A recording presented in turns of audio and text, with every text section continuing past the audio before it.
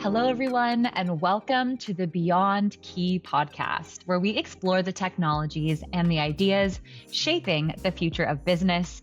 Today, we are discussing one of the most transformative shifts that are happening across industries. I'm talking about artificial intelligence and how it is changing the way organizations operate. Joining me today is Shilp Agrawal, a serial founder working at the intersection of commerce systems and AI-driven automation. He's been closely involved in building technology solutions for commerce and distribution businesses. And today, we're going to explore how AI is moving from experimentation into real operational impact. So Shilp, welcome to the podcast. Thank you for having me, Sam. I'm excited to be here.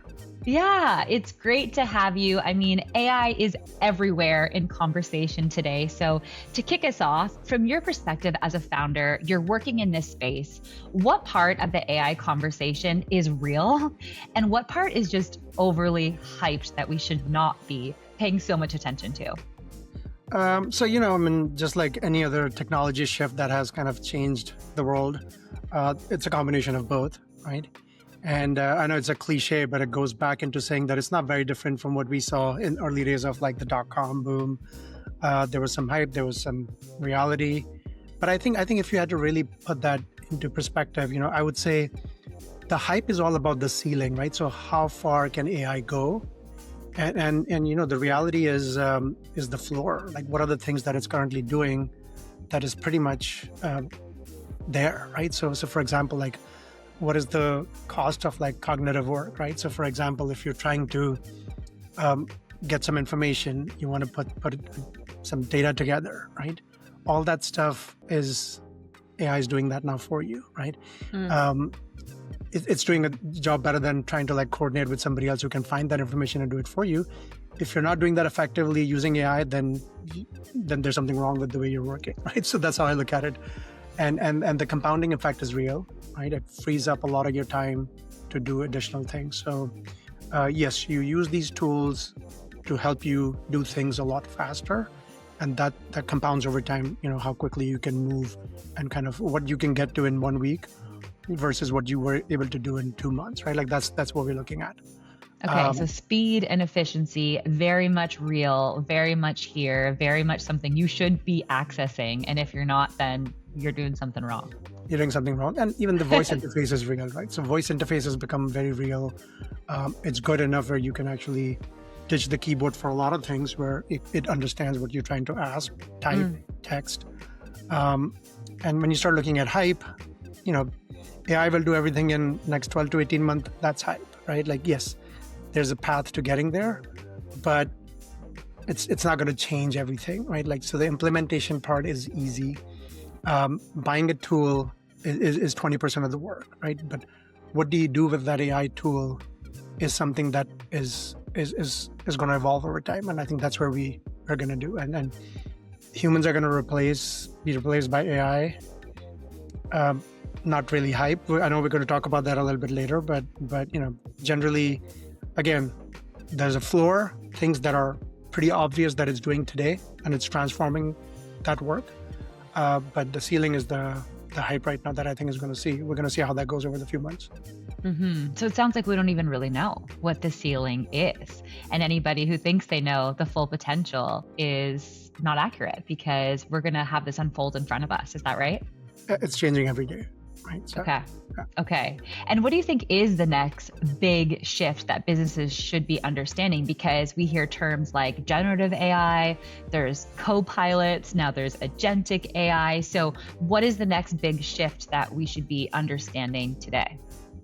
So that's great, right? So I think the three things you mentioned, right? So those are the different layers of how you would think about AI. Okay. So what is Gen AI? Gen AI essentially is you prompt it responds, and you move on. Like that's kind of what it is, right? It's like a ChatGPT. It's like a Claude. ChatGPT search engine. You ask it a question, it finds you the answer. The answer could be write me a blog. The answer could be write me a book, right? It doesn't matter. It responds, and that's what Gen AI is. Now, Copilot or something, these assist tools, you want to call them, they essentially are embedded in your workflows, right? So like if you start taking a look at example of like a CRM, for example, right? You want to write an email, it can get some context from you, and it can easily draft an email and you can send it out quickly, right? It can understand your response, give you an idea of how to respond in the best possible manner, depending on what your outcome is. These are all tools that could be classified as co-pilots. Okay, I think I'm seeing that in my Gmail right now. Yeah. I feel like that got added without me even wanting it. Sometimes I'm writing emails now and Gmail will suggest. So is that Copilot? That's Copilot, yeah. Okay, exactly. Cool. And then agentic AI is basically, that's AI that actually has a job description. That's how you look at it, right? So this thing is not just going to help you do something quicker. It actually closes the loop and completes the task for you. Right. So that's kind of how you want to look at it is it's not about how we use AI. It's which workflow can be now owned by AI instead of humans. So that's kind of where we are headed to more and more, is about task ownership within the AI. And that's okay. Yeah. And that's here now. That's something we could be using and doing. We could have agents completing tasks and closing the loop for us now. Yeah, absolutely. It's happening today. Right? Okay. And, it's basically able to have this decision-making capability. I mean, if you think about what we've been doing with technology for a long time, we create scripts, right? Scripts takes certain inputs and creates outputs. Now you're adding thinking around that. You're adding logic to that. So now it's capable of closing the whole loop. And that's essentially where most of the energy is getting spent. That's where most of the companies should be focusing a lot of their energies on, and seeing how it can really close the loop on a lot of these things that are probably dragging the business down. So. And I know you mentioned productivity at the beginning, efficiency, speed. These are the areas where everyone could be benefiting the most, but especially businesses. And you've had experience working with commerce, you've worked with distribution systems. So where are businesses losing the most productivity today that we could be helping them with through AI? So I think businesses don't lose productivity to hard problems, and that's the thing, right? It's like all the boring stuff that nobody ever wants to do, and nobody ever prioritizes fixing it. So because until now you have a bigger problem, the solution is hire more people, right? Like that's just how it's been. So I think where the businesses are losing productivity is in this boring stuff that's repetitive, that is same thing that you are doing over and over again, that needs to get automated, because that's the easy part. That's kind of like what we were saying. There are certain things about like Gen AI that are taken now. You don't need to find somebody to help you write an email or a blog, right? The same kind of stuff. Let's take care of all the boring stuff, and then we start focusing on how we automate all of the other harder problems, which is getting to. But today, things like you asked are dragging you down are this boring stuff. So that's what people need to automate first. Okay. And to really drive these points home for our listeners, I find a case study and a real world example of AI in action can help us really visualize what we're talking about. So do you have maybe an example, a real example of how AI transformed a more traditional business workflow that you can walk us through to help us really imagine the change in productivity and speed and efficiency that we're talking about? Yeah, absolutely. So I'll give you a couple of different examples of different industries, right? So let's start looking at this wholesale distribution industry, for example.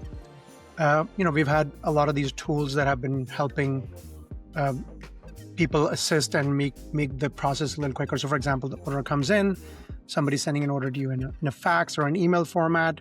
There's tools that are good at extracting all of that data, helping you put structure around it. Now it makes it easy for you to enter that information. You don't have to manually key it in. But now, where that hits a wall is that when an order comes in, you have 3 items that are out of stock. What happens at that point? Now you need a human, because that human is the one that has the context around how to handle that situation. Is let's reach out to the customer based on their preferred method, whether they like an email or a text or a phone call. Let's understand what they want to do with this item. Let's bring that back. Now we're going to key that information in, and now we're going to close the loop. So, just one item being out of stock has now completely broken that process. And that happens all the time.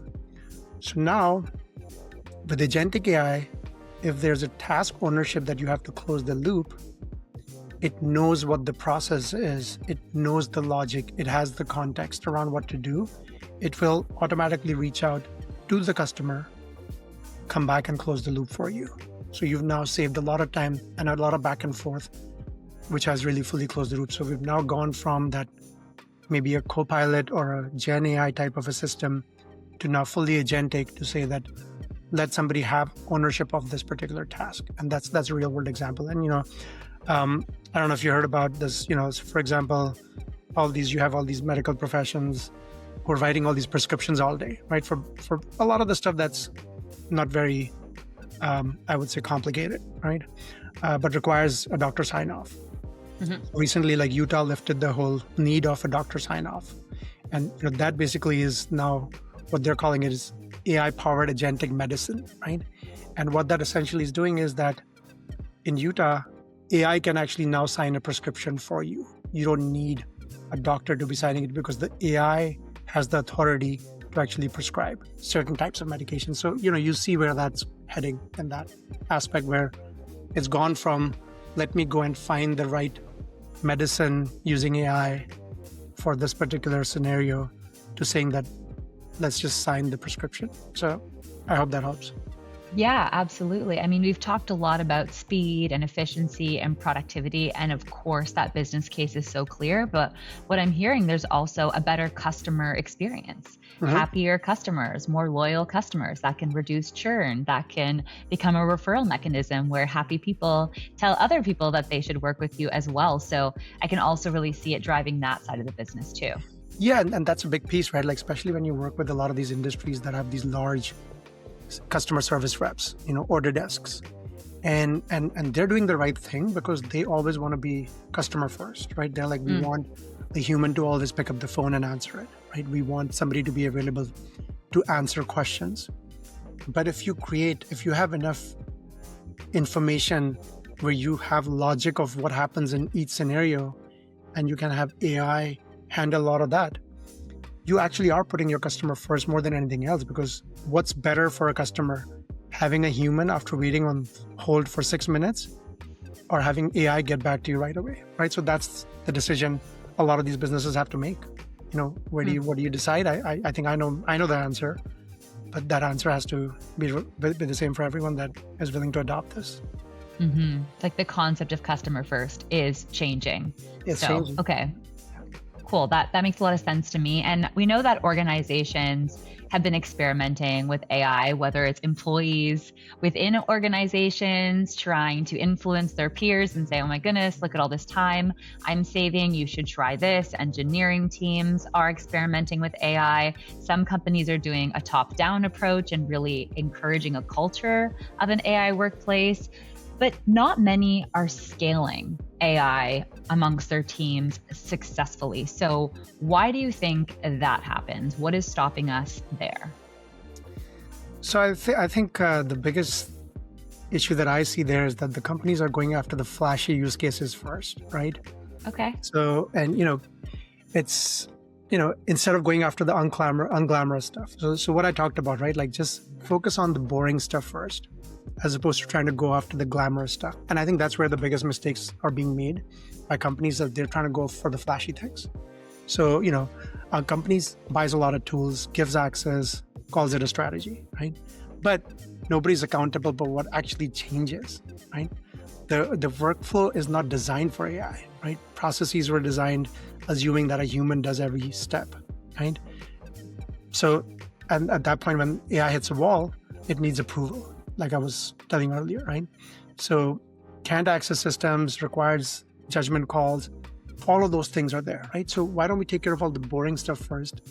Let the human actually focus on what thing requires more of their need today, and then build on top of that. So I think if they focus that approach, I think they can all be successful significantly on that.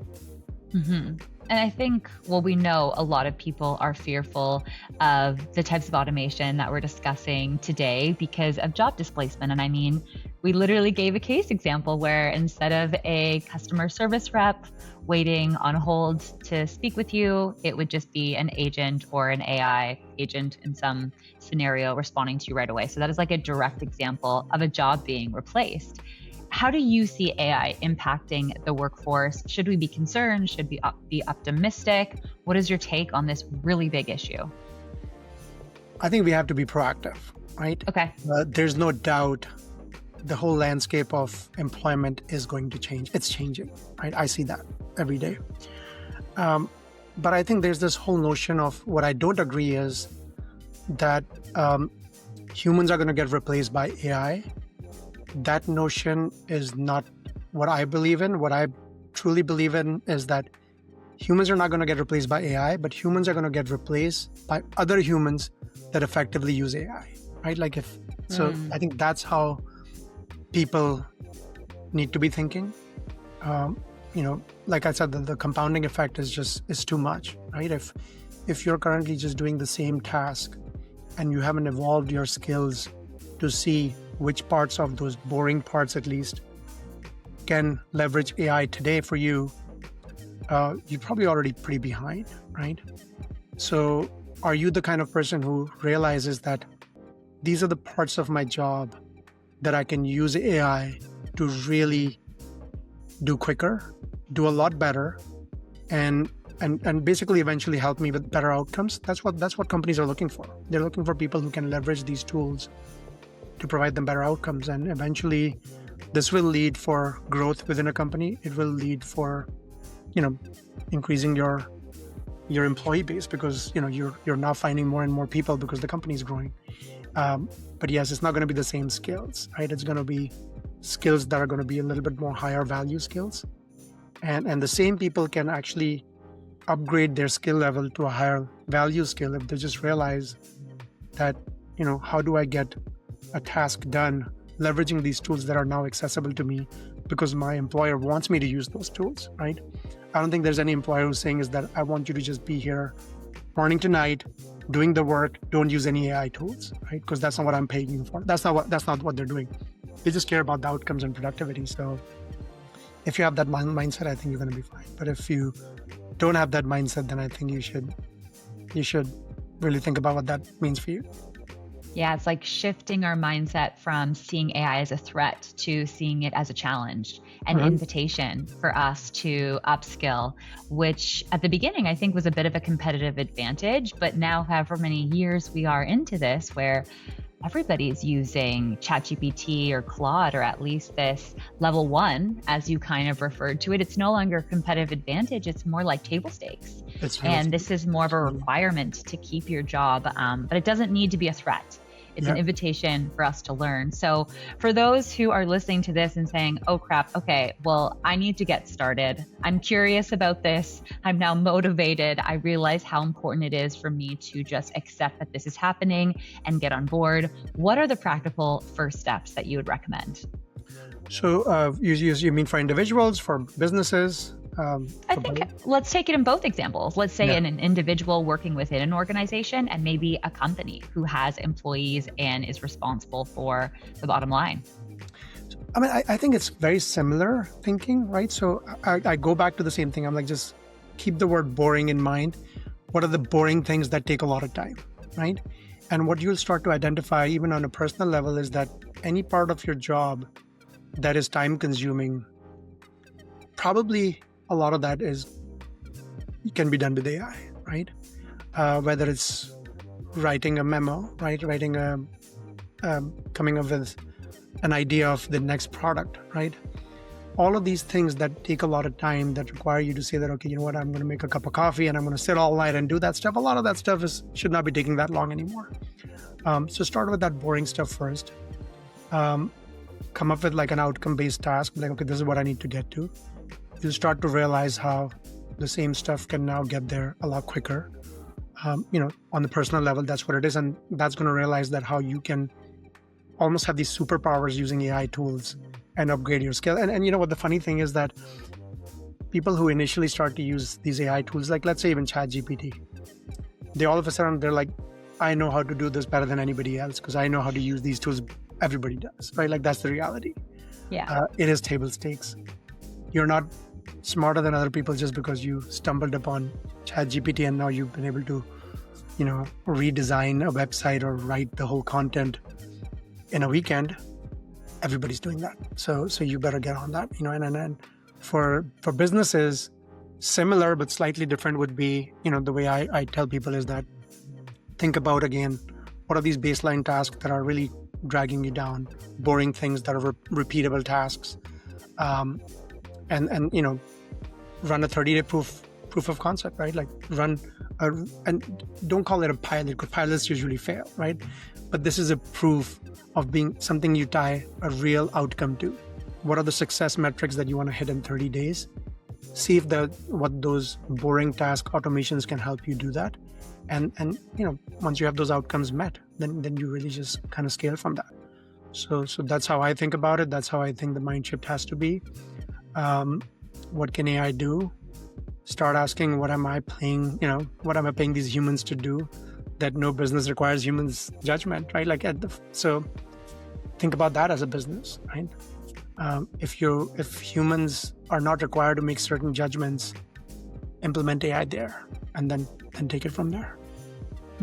I love that you keep using the word boring, right? It really gets to the root of the emotion. And imagine a world where we weren't doing the tasks that really drain us and exhaust us and just are the tasks that you just don't want to do because they're so boring. What is an example of a task that was like very boring for you that you no longer have to do?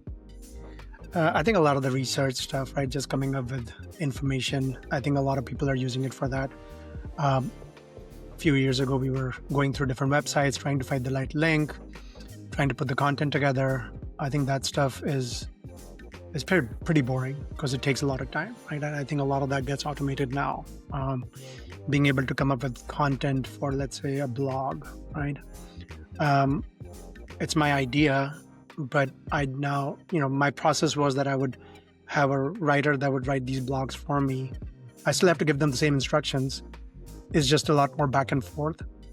But now I feel like AI has better context on what I'm trying to get across than a human. So, it saves me a lot of time and comes up with some really good content. So, those are just a couple of examples, but the list is endless. Sam, I keep going all day. So. Amazing. Okay. I got one more question for you before we're going to do a rapid fire question round to close. And I think this question is going to be a little bit tough because as we said at the beginning, we don't know what the ceiling is. Things are changing every day. The capabilities of AI and how this is going to transform us, it's unfolding in front of us every week, every month, every year. But if you were going to predict some ways that you think AI is going to reshape businesses in maybe 5 years, 10 years, what are your bold predictions for the future? I think it's going to be about the agentic automation. Okay. So businesses that currently are suffering because they just cannot hire enough people, whether it's for seasonal spikes, whether it's for just after hours, weekends work, right? Your phone still rings over the weekend sometimes because, some convenience store decided to place an order on a Saturday because that's when they realized that they were running out of something. Those are all going to go away pretty quickly. And I'm not even talking 5 to 10 years.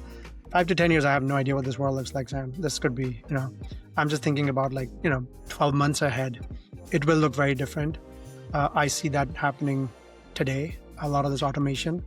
But you'll start to see a lot of these businesses adopting AI. I'm seeing that in a lot of these old, antiquated industries that people have, and initially when you start talking to them, you're like, this is such an old industry. It's going to be hard to get them to adopt automation.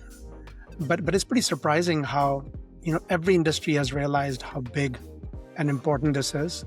And the adoption is a lot quicker than I at least initially thought. So there's going to be a significant impact over the next 12 months, especially with these kind of tasks. And those roles are going to get upgraded into higher value roles. Things that people were doing that were boring are now going to be managed. So the same people can now have an assistant who's going to do the boring task for them. You just have to become really good at managing that assistant for you. So So exciting. What a time. And I think it's fun that we now need to really tighten timelines. I think that was such a typical question you would ask someone, right? What do you think the world is going to look like 5, 10 years from now? And you really can't answer that question. Now we actually have to say like 6 months, 12 months, a year from now, what is going to happen? Because the rest is just, it's changing so fast. Yep, exactly. Definitely. Okay, we're going to close off with a quick rapid fire round. You haven't seen these questions, so I just want you to give me a short, quick answer, the first thing that comes to mind. You up for that? Absolutely. Okay. What is one AI tool you use the most? Claude. Claude. Okay. One skill professionals should be learning now for the AI era.